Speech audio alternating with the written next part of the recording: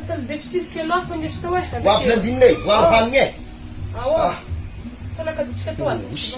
Raswa mo tato.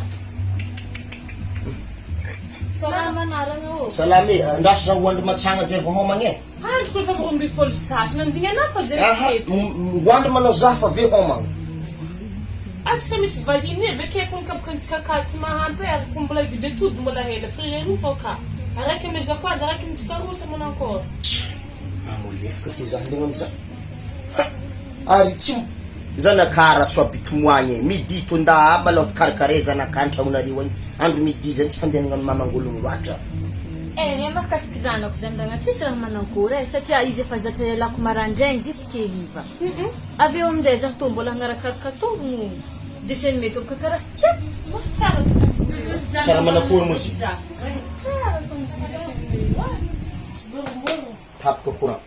Karan chapa nga Leopold. Zino bar naran manisi fanga faktiri wa kan tap ka jiro na musme jiro tap. Anatola na hirati fanga na 2026 to. Si Arzan bak ko famille dit si famanga nga hulu mandana katrera. Nunde sa fanga ko biang varfuti ba fanga penga kat. Ti dit bodson. Sa draso anawima borbor vahine nga tinsangot blanding na. Raso angol fanga na mga nila vatsine winde sinawat ko. Mona hen niya to botin amak manako wa tsapam sung mahaning zeng. Akal sung manako. Wa blendin ngalaran mehe zazanti karan mafana ba. Itanaza helle matuluhin nga kiyo.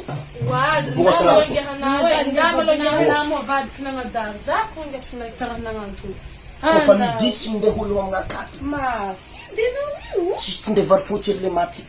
Tanay izatili na ko hoje. Tili tsara hivi.